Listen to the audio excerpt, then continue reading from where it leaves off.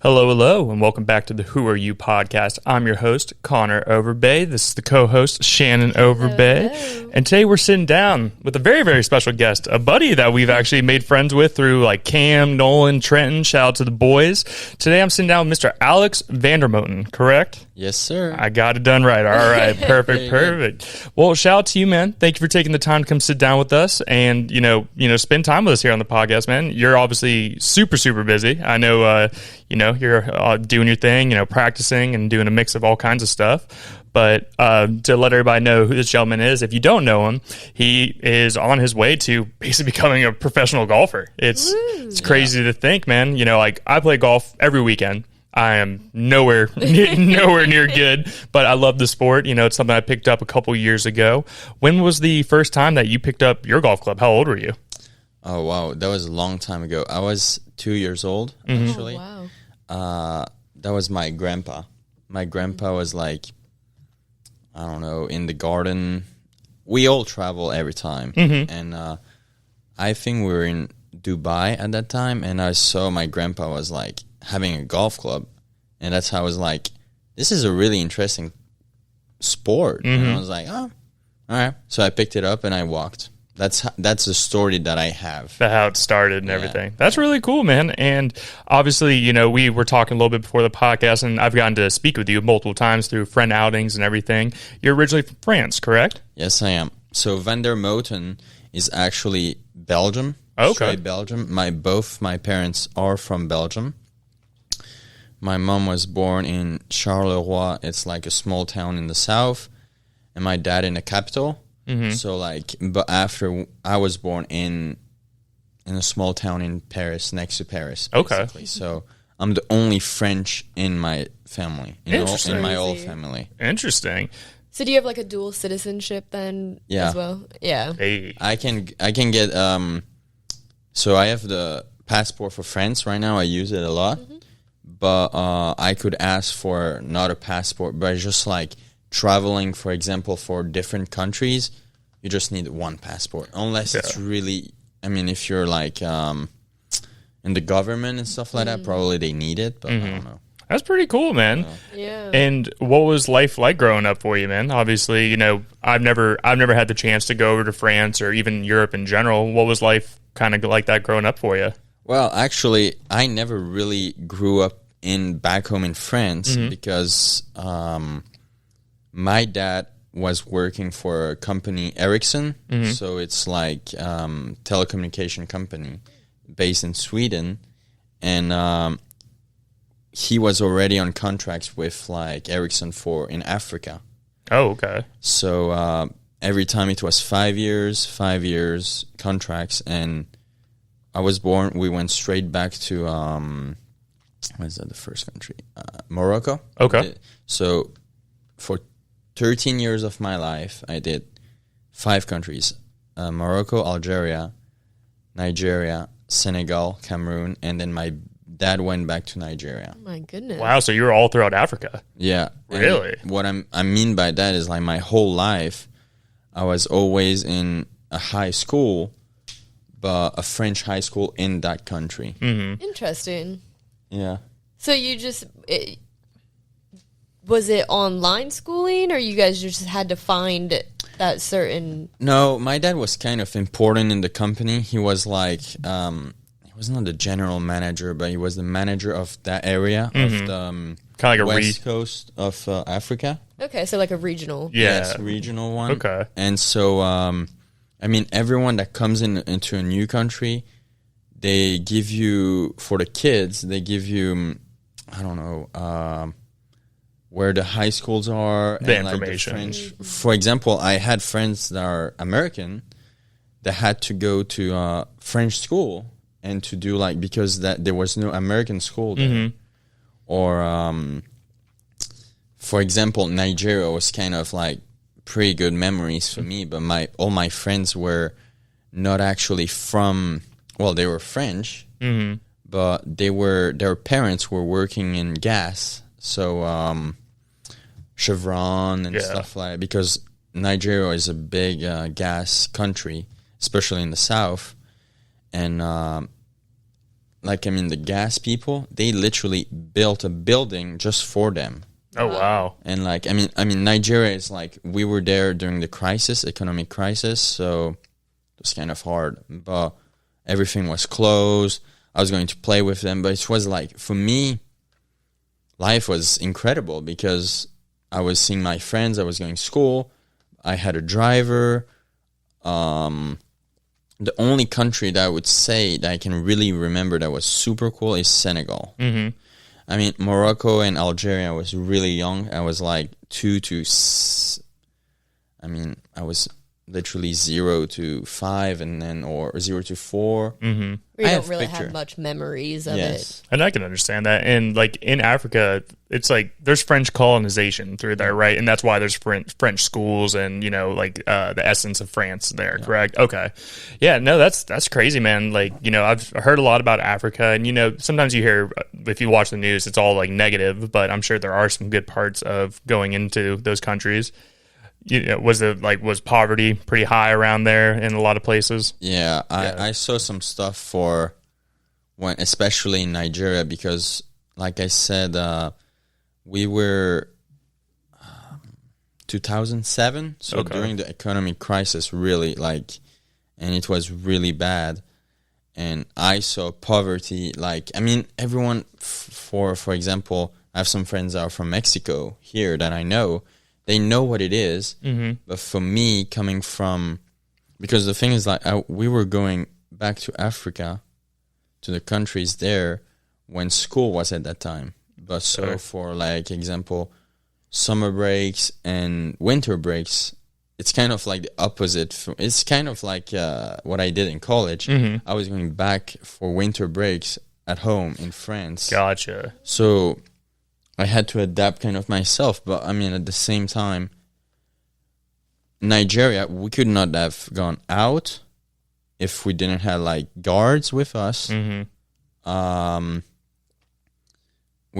need a chauffeur, like a driver, sorry. And if we had to go to the airport, we needed escort, like police with us. Really? Because we were going through some bad areas, really bad areas, where like people, I mean, unfortunately, that's the life that we can see even in U.S. to like the poverty to the rich.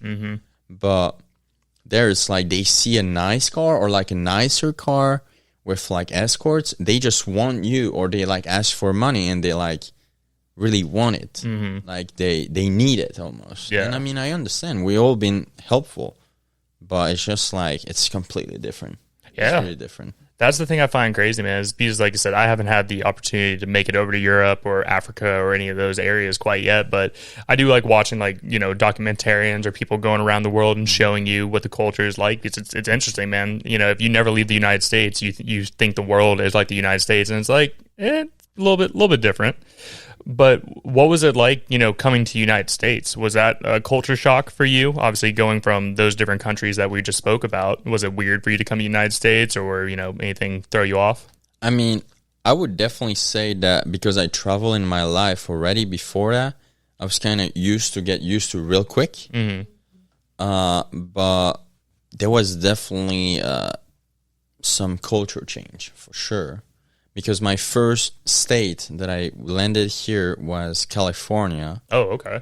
Because I've been to Florida my past it's gonna be 5 years. Okay. I'm gonna be really in Florida, in Jacksonville area, let's say. My first school was in Arizona, Ottawa University, Arizona. That sounded like the first thing when I said that. I was like, this is in Canada, or like something like Exactly. That. Where are they sending me? And then it's a small school, NAIA for golf. The program was brand new. And shout out to them because, like, thanks to them, I finished 5th in the nation. Wow. And COVID happened. I was like, well, let's see if I can transfer. And the coach was super nice. Tina Barrett, super nice. If she will watch that later. Shout out, Tina. So Tina. when you came to the U.S., you came specifically for golf, correct? Yeah, yeah. Okay. And so did you come in your college years? So were you like 18 when you first came here? I was actually 1 year older, probably. Okay. Because 18, 19, because I had to I was not back home. The system for high school is a little bit more stricter, I would say. So like school wise and everything. And so we had, I was going to fail kind of a little bit to have like a good grade. And that's, my parents always said like, it's really important. Of course. So I said, okay, I'm going to redo one.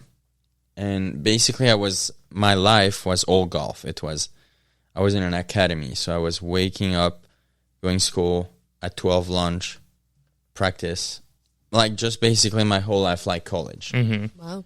And academies are great, but if you don't work hard for school, it's not going to work. It's really, because it's like, it's online school. Mm-hmm. We have teachers at the academy, but we had to send all to internet. Like, Gotcha. All the homework and tests were through electronically. So like if no one is really there behind you, Yeah. I understand. and we're focusing on golf, so because that's what we want. Mm-hmm.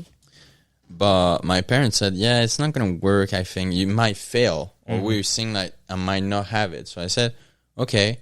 There was actually how can I say that? It's an English school. Okay. They were doing English and French school degrees, American degree and French degree, and super good school. Went there, did my last 2 years there, got my baccalaureate. That's what we call it back home. That's a high school degree. Okay. I did science for it, so it's math, science, and physics. More like It's more focused on more those. more focused. That makes sense. Had a good grade, made it, and then went to US. Nice. Wow. That's really cool. So whenever you came, you said you came to California and were sent to Arizona for your schooling. Yeah. Was that kind of like your high school setup then? No. So when I meant California, it's just I landed my first time First in state LA, there. Gotcha. and then I went to Arizona from there. But basically, the whole system, the whole program is to go to, how can I say that? You have to ask for a university to accept you, or like, because I never did a visit. That like a was transfer. No, he's applying. He's applying for like so scholarships. Seeing what schools would take him in. So like how we do our senior year here. In the United States, that's what we would do. Remember, like I applied to University of Florida. I applied to UNF. I applied to all these. And is that So it's just the application process of everything. And so to get into your golfing and everything, when was like the moment that you knew like I can actually take this seriously? Because all of us out here, there's a million people that play golf, right? Me and our friends go out and play frequently, and I'm not out there shooting an 80. I'm not out there shooting 70s.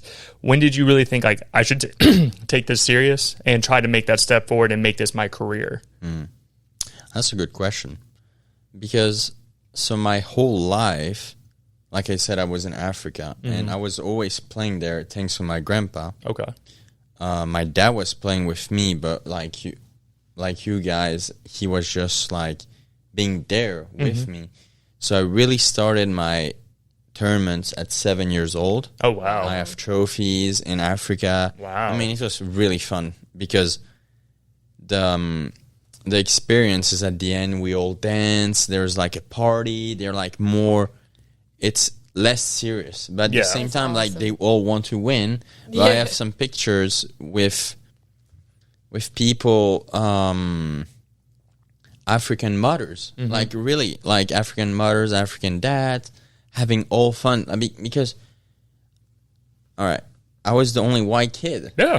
Oh. I don't want to be like... No, that's not bad. I understand what you mean, though. Yeah. And for me, it was weird a little bit. But now, like, I'm like, yeah, it's my life. Yeah. I mean, and I had some, like, I'm not going to say anything wrong, but I had some issues with people thinking that I was not, like, that was saying black and white. And, like, I'm not racist at all. It's just I lived it. Yeah. I lived it.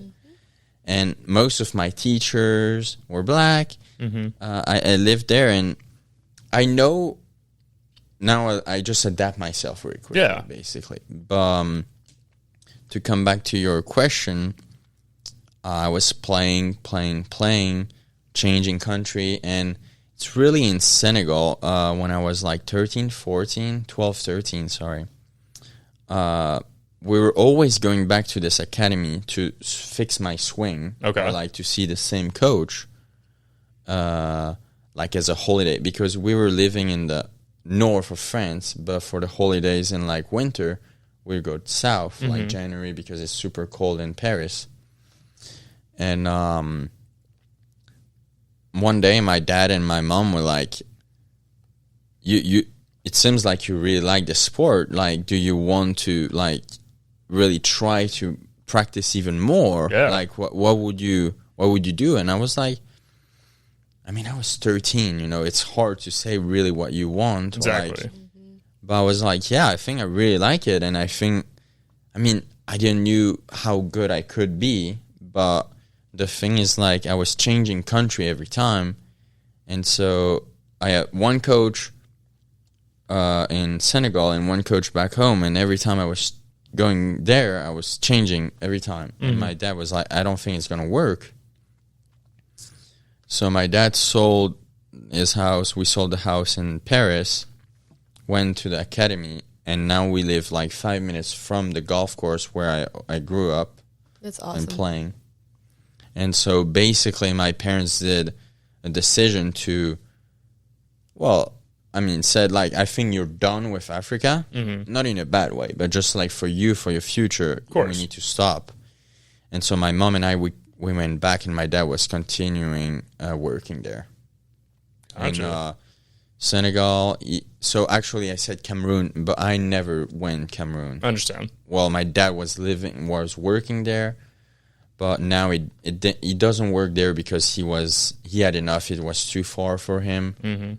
But so I entered the academy 13, 14. I was the second youngest kid to be there. There was one younger girl that was there. It was it's pretty weird and funny when you're like the youngest and all the guys are like 16, 17, 18. They're going to graduate, because the thing is, like, we're all in the same class and we're all studying our stuff, basically. And then we're submitting our assignments and stuff like that. So, like, I had to adapt real quick again. Because there's older people around, it's not like our high school here where, like, you're in eighth grade, you're like 13, so you're all around 13-year-olds. Yeah. And then, that I definitely see that being a big culture shock. And then the workload, I guess, it has to be across the board for that age range. Yeah. So that must be difficult as well. Yeah. Yeah, no, man, like it's interesting to hear, because, getting the chance to hear like what other countries are like and everything like that, it's interesting to me. And where's your family now? Are they still back in Europe, or are they? No, they were back in Europe. They were back. The town where I live now, it's called Bayargues, but it's like that's a small town. The biggest town is like Montpellier, just like west of it. Gotcha. And going from, one thing I feel like that's kind of bad here in the United States is our food. What was that? Definitely a little bit of a shock here. Having tried the food here, seeing what we really kind of eat. Yeah, I mean, I had to get used to it for sure. But Arizona was pretty. I mean, for my first date, it was pretty good. Yeah, it was not bad. Like I find some good stuff. There was some culture change. For me, the biggest culture change is the food.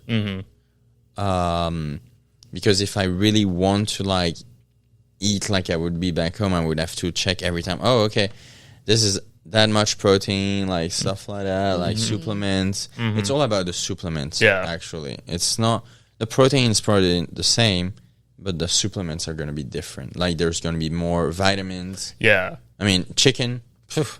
You would never find that chicken in Europe. Oh, that's hilarious. Yeah, but they're getting real food. Yeah, they're getting good stuff. You know what I mean? Definitely different. That's like why, like with us, we haven't gone on our honeymoon yet. but we've looked about going and taking a cruise, like take us to like Paris, France, a mix of other places because I want to go experience that culture. That's my thing, man. Like with us, we don't buy fancy cars or anything. We like to go travel. So like a lot of times we go on cruises together. I proposed to her in Colorado whenever we were getting married. That's kind of more our style of, what we like to spend our money on. But no, that's amazing, man. And to talk about more of your regimen, obviously, we were just talking about your food and everything. What is a normal week for you when it comes to your practicing, whether that's your gym routine, going out and hitting some balls? What's kind of a normal routine for a week for you? So for example, a normal day or normal week, I would say I would try, right now I'm trying to run more. Okay. To just be like a little bit more cardio. And not fit, but just more cardio. Or I like to bike. I prefer to bike than run. Okay. But I like to wake up kind of early, 6:37, go on the bike or go run for like 30, 40 minutes. Shower, breakfast, hit some balls. I'm pretty lucky at the house of my American dad here. He have a range. Oh, wow. So I can hit balls there. That's sweet. So that's a pretty good flex that I have. That's badass. Okay. And so what I try is I try to plan my week with where I'm going to go play, 18 holes, 9 holes, with my friends, no friends, whatever. But if I have, for example, Tuesday, Wednesday, and Friday, 18 holes at like 12 or... right now we can play at 12 or 1 p.m. and it's going to be fine. Yeah. What I will try is do a workout, either cardio or actually a workout of an hour, 40 minute, an hour. Breakfast, hit some balls, wedges, because that's always important. Of course. Get in my car, go to the course, warm up again, do a couple videos of my swing, check that I'm good. Meet my friends if I'm playing with people. Yeah. Register for tournaments if I need to, and after play, if I don't like how I played, or really I just try to be like, okay, I need to do like this better, like to get better tomorrow. Go on the range if it's still open, come back, chill. If I'm in Jacksonville, for example, I'll go eat with my girlfriend that's still at Jacksonville University. Nice. Just pretty easy. No, it's interesting. And what's a normal, like an average round for you, score wise? Right now I played 4 tournaments in a row. My average is 67 or something like that. Wow. That's awesome. Me and her played a scramble yesterday. We shot 100. Yeah. It's okay. It's crazy. We're not on his level at all. No, but it's just interesting to see because there's levels to everything that there is in life. There is levels, and I feel like it's such a flex to go out on a golf course and shoot in the 60s. My band of friends, and obviously you do too. Nolan, Cam, Trent, and to be honest, like Trent's probably the best, most consistent out of us at the current moment. He usually probably. Trent, don't get mad at me. I think he's like 70s or 80s normally. Yeah, he's a fair golfer. With me, I'm usually, like I said, I'm like the wedges part is where I'm really been working. I finally got a driver down. I can hit it closer to that 220 range, pretty consistent, straight. Chipping is where I'm getting some changes done. I'm actually gonna go get fitted for golf clubs because I'm 6'5", and finding my clubs. I literally found my golf clubs in an abandoned house. Wow. And they've worked for a while, but I just would like to actually, get some better equipment. And also I am going to go get some coaching done as well because I would like to learn what I'm doing wrong because the way I've played golf is just me starting and going and doing what I do. And obviously, there's bad habits. There's things that I don't even know that I need to look at to change what I'm doing. And you can watch as many videos as you want and you can learn a little bit, but unless you're in person practicing it, having someone helping you, it's completely different. Yeah, and it's getting that consistency down because, obviously you said you go play normally over 3 times a week, go play on a course. Oh, ideally I would need to go 5 times a week. 5 times a week? Yeah. Have you found a course here in Jacksonville that you particularly like? Yeah, I go practice at Palencia a lot. Okay, Valencia's beautiful. Yeah, it is very nice. Yeah, like my favorite right now. We played actually yesterday. We played at Southampton. That's one of my favorite. Okay. That's one of my favorite courses. As long as it's in good shape. If it's in bad shape, obviously. We play a lot of municipals. Windsor Park. We go play Windsor Park frequently as well. What else? Like top nicest courses I've ever played is like Omni over in Amelia Island or Amelia River Club. They're very they're very nice as well. They're a lot more pristine. Like, you got there, everything's taken care of. You don't have 5 people behind you, 4 people in front of you, slowing the game down. But that's cool, man. So, with going through this, and obviously you're in pursuit now to become a professional golfer, right? So walk me through that process there. Like, I know about like the Corn Ferry, and I know about the other, where there's different kinds of tournaments and stuff. How do you kind of start your road, and how do you kind of make that measurement to where you can get your tour card? Well, so I consider myself a pro right now.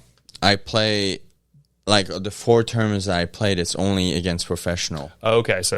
Because the only kind of issue that I have right now is I cannot really win money right now in the U.S. with golf. Okay. I would need a certain type of visa, and I applied for one, but it's in September. Okay. I have to go back home, and I have to go to the U.S. Embassy in only my country. And it's a certain type of visa. Sorry. You're fine. Just say to say that my business is golf. And through that, I can win money. So it's like a work visa. Yeah. So you can, come to the U.S., make money for what you're doing as your job. Yeah. So that's cool. I didn't even think about that, having to literally go back home to a U.S. embassy somewhere else. I guess that makes sense. And is this a pretty difficult visa to get, or is it just a little bit lengthy? You just have to go back home and go do that? Yeah, it's just, I applied in January, and I was like hoping to have the appointment in May. Mm-hmm. I looked. Only available September. I was like, great. Okay, cool. So it's on track, but there's not really anything you can do to speed it up. It's just kind of when it is. Well, it's really weird. I have a friend that is from Russia, and he was telling me, like, they're in a war. Yeah. It's completely different. Different time. Different times. Yeah. But he was telling me, like, I never go back to the U.S. Embassy in Russia. And I'm like, that makes completely sense. It's all closed. Yeah, you can't. It's all closed. Yeah. So all his visa for when he was in the U.S., like in 2018, that was closed as well. That's a good point. He had to go. He had to do Spain, even for his like student visa, because he went to UCF as a golfer. Mm-hmm. He had to go Spain, Austria, like different countries. Wow. And so, but the thing is, like, when you apply, you have to say your residency, okay? And his residency or my residency is my country. So France or Russia for him. And he was telling me, like, yeah, just apply. And when you have the appointment, just say, like, yeah, I just wanted to speed it up a little bit. And usually they will not make a fuss. But I was like, I asked people, like, I have an attorney or like someone that was in the immigration system that helped me, because the perfect visa that I would need is the P1. Okay. P1 is for all athletes, for golfers, but you need a status here. So when you have Corn Ferry PGA Tour, they'll give you all the details to how to do it, and then after you just have to pay the fees and you have it basically. And then you have for 5 years, 10 years sometime. But the visa that I'm going to apply is just under it, what he said, the attorney guy. And basically is a tourist visa, but you can say that your business is golf, and you can stay in the U.S. That visa could be for 10 years. So wow. A lot. That's a lot. That's amazing. Yeah. And so you said you have to go back in September. Is that when your visa ends here is why you have to go back? Or how's that like working with you right now? No, I'm on an OPT. Okay. So it's optional practical training that let me find another visa here in the U.S. I'm under the company of my American dad as an intern. So gotcha. No issues. Gotcha. It's going to be done in May. I have a 2-month grace period. So technically July I need to really leave the country. But So for professional, I consider myself professional, but I'm just don't want to pass pro because I cannot get money. So I'm like, okay, whatever. Well, yeah, why would you? Matter. You say some of these, At least until you get that updated visa. well, Shannon, some of these tournaments, it's crazy what kind of money is getting put out there. And even if you make the cut, you start making money, right? Yeah. So there's money to be made, even if you're not top one, but you make that first cut, you're in the money. How you hit, how you shoot, everything. And adds to it. That's actually a good segue into another question I had for you. So when it comes to you going to tournaments outside of Florida or anywhere you go play, right? How does like lodging work with you? Do you have to pay out of pocket for you to travel to other places to go to these tournaments? Since right now you're just not you're not making that jump quite yet. You are professional, but you're not doing that quite yet. Well, I try to. For example, all the tournaments I just did, the 4 tournaments, I stay in a hotel with a friend, so cheaper a little bit for both of us. Or I know someone that have a house there. Like usually it's like in West Palm, the tournaments. It's like the tournaments I play is like the minor golf league and minor league golf tour. Sorry, and it's all in Florida. Okay, so it's all in Florida. It's all in Florida. Gotcha. But it's usually in Jupiter, West Palm. And I have some friends that have an apartment. I'll sleep on the couch for 2 days. I just have to use my expense for food, gas, and that's it. I mean, solid deal.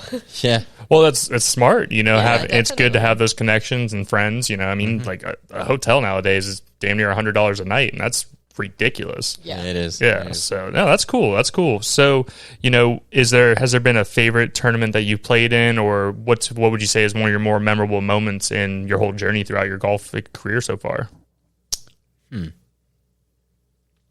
I recently made a hole-in-one. That was pretty cool.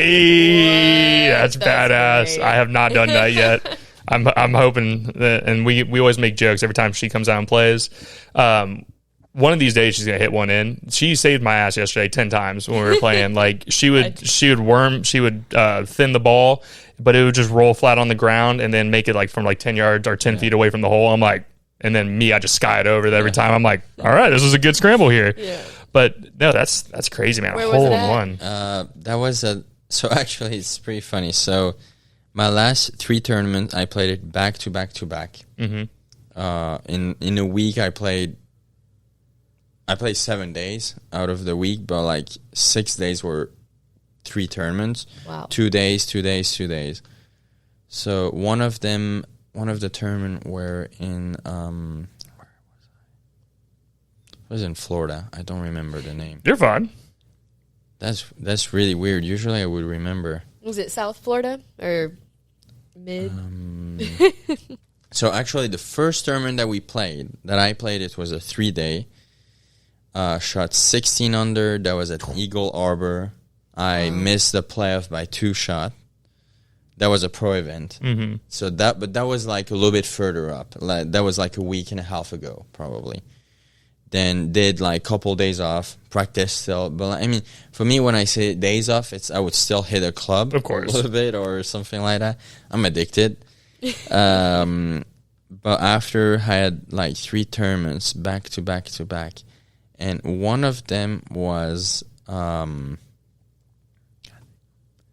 right. The second one, I'm going to go to the second one, and I'll probably find the first one. But the second one was. I remember now. I was in Vero Beach. Vero Beach. Yes. Okay. And I was staying with my Russian friend that have an apartment there. His girlfriend is on LPGA tour. They're both good golfers. That's awesome. So I was playing down there, finished 13 actually. Played pretty good, -3, even par. Okay. Then I stayed there for one more day, like the Friday, I think. And we went to play. It was so windy. I was not having really a lot of fun. I don't know. It was a weird round. I was not really playing good golf. Yeah. And suddenly, like 176 yards, I pulled a little bit my 8-iron. And, I mean, I kind of saw that there was a slope. I was like, all right, whatever. Like I saw the ball flying down, roll, and then disappear in the hole. I'm like, wow, okay, that's pretty cool.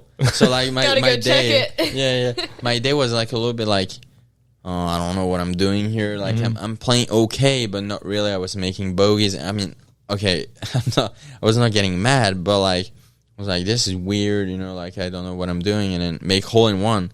The next hole, I don't know. Golf is all momentum, of course, a little bit, and I was like, and I think I'm gonna hold that one again, put it to 2 feet, and my friend was like, what is going on? It is, man. Like if you get in that bad mindset, that's gonna throw off your whole game. Yeah. For me, like I go out and play. I know I'm not out there to make $1 million, so I just try to, if I mess up, try to do it better or learn from what I did just there and try to, make it on to the next shot. The next shot's another opportunity kind of thing. Yeah, if I was getting a hole in ones, I would be losing my shit. I'd be jumping up and down. Yeah, definitely. I wish. One's gonna happen for the friend group. I'm waiting for it to happen. That's gonna be a day that everybody's gonna be talking shit to each other. I still remember the day we went to UNF, and it was like one of my first times going, and I got it so close to the hole. They all were like, "That's gonna go in," and everyone was like, "No one's got that close. That's not fair." It's a good time, and that was another question. So. You're out, say you're out and playing in a tournament, right? Not saying you do shank one or you have, or like you do it frequently, but say like you have a bad shot, you feel like you missed your spot there. How do you stop yourself from getting rattled and, lock yourself back in and be like, I'm going to get this, it's all good to go? I mean, it's really hard because in the past, I was someone that was really getting mad at myself. Okay. Like, it's never someone's fault for me. I mean, it's you vs you, and I understand that really in golf, but I didn't. How can I say that? The aspect of being perfect, it was really hard for me, and I really wanted to be perfect. And when my American dad, when I met him, he's a mentor for me. He's like, all right, you have all the talent in the world. I've seen really good people, really good golfer, and I know what you're capable of. But what you have to be really better at is your mental. Is like your behavior, mental. And I was like, okay, I definitely agree, because like that's the first point if it's agreeing with and like seeing it. But I mean, like in any other sport, it's just like finding what you need for you. And I've been like recently this year, I think it's going to be different because I find some stuff on Instagram that really like, I really watch all stuff about Kobe Bryant, Michael Jordan, psychologists and stuff like that. And it's all turning around because I have a mental coach, I have a psychologist. I've been in this whole bubble of mental physicality since 4 years now. Since I was like a junior in college, basically. Okay. Three really years. And I've been growing really a lot, and really a lot, because like actually when I do a bad shot now, it doesn't affect me as much, because the thing is like in the past for 4 whole stretch, if I would start to be mad, my behavior would be like, 4 holes is done. Like, I need 4 holes to be, like, better mentally. Now, half a hole. Let's say like this, honestly. I'll be honest. If I really get mad, half a hole. But I just really understand that it's a shot, man. I mean, unfortunately, like, it's life. It's what I really saw someday, like, I saw one day in January, end of January, and really helped me is... it's a quote. It's a psychologist just asking an athlete, all right, I'll give you $1 million. And the guy said, wow, okay, I would be super fucking grateful, happy. No one can give me shit for a month or more. I know what to do with it. I know what to invest in. And it's like, okay, great, like, great answer. Everyone should answer like this, I think. I mean, I would answer like this. And it's like, okay, matter of fact, I give you now 1 million. Matter of fact, I give you 10 million. But you cannot wake up tomorrow. And the guy is like, oh, fuck that. I don't need it. I don't want it. I'm like, and he's like, well, why don't you fucking wake up every morning like this, that you're worth the amount of money that you want, but be happy to be alive then every morning. And I had some health issues in my life, and my best friend from back home always told me, like, I don't understand why you get mad and you never find that aspect of your life of waking up and be like grateful to be happy. Not because I believe in God or anything, but just because, oh, I'm awake. Let's have a good day. Nothing can happen, really. And I go on the golf course, and that helps me to forget. I mean, or like, well, the shot is done. It's already done. Good or bad. So like I'm more like neutral now. I mean, that's what I try, because more you go down, you'll go up. And if you go more up, you go down a lot as well. And I mean, I do work hard. I'm a hard worker for golf. But my really big goal is, I mean, since I'm like 12, probably, I've been working my ass off at golf. I do 8 hours of golf. I mean, practicing, really, just not even going on the course. So I know what is the hard work, and I can switch it really quickly to become like, oh, if I need that, I will. But for me right now, it's really more the mental that I need, because you might know Ray, the guy that was on the PGA Tour caddying, the ice cream, the owner of Cookies and Cream, yes. right? Yes, I know Ray. He was my caddy for the Corn Ferry Q School last year, and he told me, man, until you find the combination of your talent and the mental that you have, because it's there, but you just have to find it and you combine it, you will never be where you want. And I was like, I can agree with that. I know it, but it's just hard for me, because when something goes down, I just want to go down with it, you know. I understand. And, or that's what I was last year. And now I'm just like, I'm a little bit different. I'm like, you work hard. You're happy to be alive.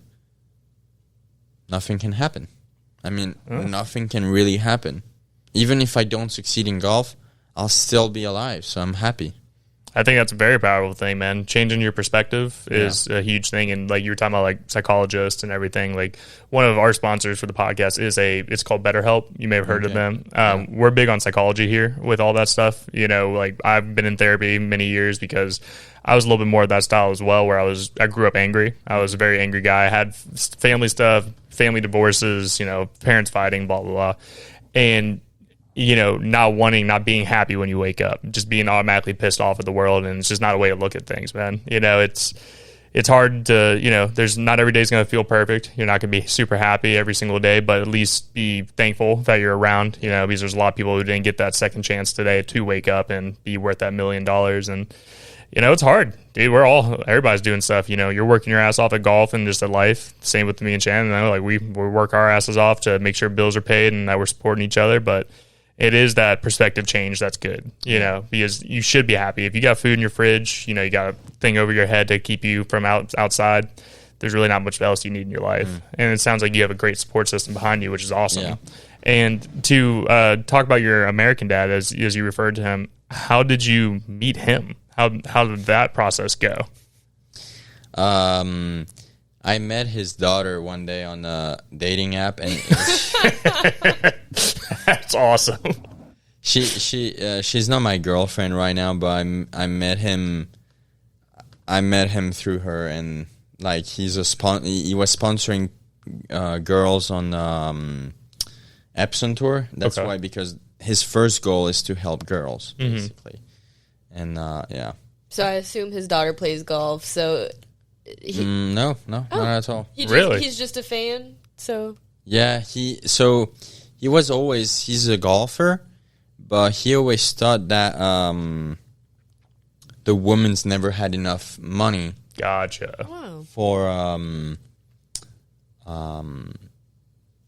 compared to the guys on tour, basically. Yeah. So he was like, yeah, let's do some help. That's really He nice. actually have so Axis Golf, one of his company, have a tournament. He's the tournament sponsor at Atlantic Beach next week. Really? That's awesome. That's really cool, man. It's the Atlantic Beach Classic, I think. I'm not sure exactly. But shout out to your American dad, man. That's a badass thing to think about. Yeah. You know, it's cool. You know, it is true. Women's sports don't get as much money. It's we know what it's like. Just look at it's true. It's true. Yeah. So, you know, going through all the people that you met, you know, going through your journey, obviously you're saying you got buddies who are from Russia, from Mexico, from a different, you know, a couple different countries. You know, is there anybody that is out and playing now that's professional that, you know, you kind of came up with? Is there anybody, you know, out there doing their thing now? Like really good friends, you mean? Or like people you actually would say, like if you walked out on course with them, you saw them, you would go say hi, you know, are there any... Oh, yeah. I mean, all my friends, like when I say my friends are Russian, like when I say friends is that I can call them and be like, I'm close with them. I would say so. And I think they would say so too. But really a really good friend that I would consider here in the U.S. That I met in college, his name is Grant, and he's from Michigan, and I look always forward to him or like what he does. We always talk usually every week at least, let's say every day sometime. And it's just someone that the organization, the number of people that he knows, and it's just at the end of the day where all the guys are like trying to be where we want, we all in the same boat. Okay. So really like that's what I find out. It's just like, I mean, some people might have more money because they come from a wealthy family. Some people might have more money from sponsors. But at the end of the day, we all want to get there, and we will try anything to get there. And we're all in the same boat, like good days, bad days. And it's just it's a hustle. It's a hustle. I believe it, man. It's from everything you told me, dude. It's interesting because before you came on today, I was doing research. I was looking up news articles and like checking you out a little bit. And then obviously I've talked to you multiple times now and got to hear more of your story. It's very cool, man. It's cool to see someone who has dedicated their life to one thing. Yeah. And that, like, you know, from a young age, like you said, 12, 13 years old, there's not a lot of people who are doing that. You know, it's crazy to see.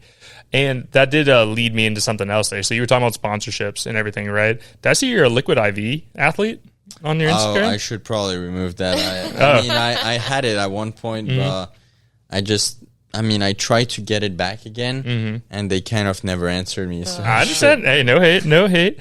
So just to move on to something, did you have a question, Shannon?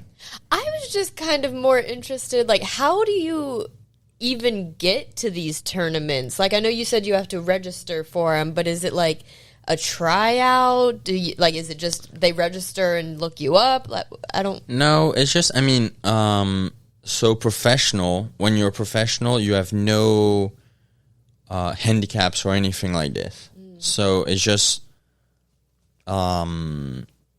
the minor tour that we have in Florida, there's not even like exemptions. It's first come, first serve. Really? So there's just a certain number of spots, really? Yes. Okay. Yes, and you have to be in it really quickly, or because, for example, there's 60 people, the total spots is 60, you have to be in the 60. Okay. You pay plus, you pay the fee, plus you pay the membership sometime of the tour. It's like $50 or $100. Gotcha. But for me, it's this is really, really funny. Funny and impressive, because back home I could play a tournament professionally, probably maximum $300, or amateur wise, $120. That's not bad. That's cheap for a tournament. That's not terrible at all. An amateur, a good tournament here in the that we would compare in the U.S. here and in France, it would be $500 here. Ooh. Wow. Ooh. That's steep. That is steep. I'm like, damn. Yeah, no, I can understand that. What is the hardest club in your bag to hit, in your opinion? Probably my 2-iron probably. 2-iron. I don't even know what that. That's a driving iron. That's like you know how you go down from your P wedge all the way down to like your 5. Yeah, you're basically instead of pulling out a driver, you're pulling that out and you're sending that thing down range. Heard that. None of our friends have those. I'm terrible at driving too, though. So if it's like a driver, I understand. Yeah, but it's just a wedge, so you have to. You're swinging that thing. Oh, okay, gotcha. Yep. No, that's pretty freaking sweet. So when it comes to your full game, right? You know, there's a lot of people who wonder what's the difference between the guy at the golf course who can hit an 80. You know, he just happens to be a decent golfer, and then there's the pros. What would you say like the major differences between the guy who just happens to play good on the weekends to someone who's out there and literally fighting for millions of dollars? I think actually it's more in the head. I think so. I mean, there's definitely the work ethic that you need to have a little bit, but it's, for example, when you're in trouble, you have to think, okay, how can I do that in less shots? So I don't know, for example, if I'm under a tree or behind a tree, well, I mean, the first to do is go back left, okay? Or come back to the tee. But like someone that would shoot 80, if he have like a 150 shot, for example, like just normal 150, you need 2 or 3 ways to do it differently. Like either a bump and run, because you need to make sure like, okay, how can I do to not do 6? Like that's how you have to think. Exactly. Because when you're in trouble, you have to think, okay, how can I limit the trouble, the damage? For me, it's like, how can I do par, for example? Let's do like, how can I do par? And basically, is my coach in college was always like, if you have a putt for par, every hole when you're in trouble, you will be pretty good. Yeah. Because the worst that you can probably do is bogey then. But so that's how you have to think. I think really golf, sometimes it's you have to play checkers. Some people play chess, but you have to be one level above, and that's why, I mean, the greatest of all time are playing checkers, or even there's no term for over that, but they're playing against them checkers. Yeah, like they know. I mean, first of all, they know where to go. Oh, you're good. Yeah. They know where they're gonna hit the ball, but as well, they know where they have to hit the ball. Exactly. Because that's the thing is like when we play scrambles and stuff, we get into trouble frequently as one does. Yes. And like that's my thing. Like I'm more of I'll take some risks if I feel like I can actually get a hold of the ball where we're at. But a lot of times, if I just have to bump it out real quick, get it back on the fairway and figure it out from there, I'm perfectly fine to do that. Yeah. Because I'm not like the distance guy. Best thing I can do in my bag is hit a decent drive, hit a good 200, 240. That's perfect for me. And then the irons is where I struggle. Yeah. It's just really making that solid contact or, not sending it off to the right, not sending it off to the left, and really kind of messing around with it. And I feel like the iron play is really the main thing I want to sit down and really get a lesson on is to make sure, how I'm hitting it, is my swing weird? Am I doing more like a baseball swing than an actual golf swing? But it's a fun game, man. It's one of those things that you're never going to be perfect. You're never going to hit 18 hole-in-ones. No. It's never going to be possible. It's not possible. Yeah. But the pursuit of it is the fun part of it. Yeah. Like whenever I leave, and I still haven't done this, but if I can get close to that 100 or, break 100 sooner or later, I'll be happy with that because I will see as, growth. and growth of progress for us, at least. Yeah. And when it comes to, obviously, you're doing your thing, man. You're living the dream that a lot of people, I don't think, in this world will even think is possible. And, coming from where you came from, literally across multiple countries, multiple states, and doing your thing, what is like the dream golf course for you to play on tour? Where is like, if there's one place that you could make your way to and go play, what's the one course that you would love to play? I would love to go play Pebble Beach. Yeah, I'd say Pebble Beach is fucking awesome. The West Coast, like the West Coast cycle on the PGA Tour, it's pretty cool. I mean, Scottsdale too. Like that's a really good tournament. I went to watch it when I was in Arizona. It's insane. I'm like, people are crazy there. I want to go to Waste Management. That's Yeah, it. Waste Management Waste is Management is freaking nuts. crazy. They've had to lower it down. Last year, at the Waste Management, Shannon, they actually outdrank Yeah. the place. Yeah. Wow. There wasn't No a more drop of alcohol left. That's crazy. Well, this event is different than a normal PGA style. So PGA style, you have to be respectful. You know, if they're about to hit, you know, you can't be screaming in the back of their swing or anything like Right. that.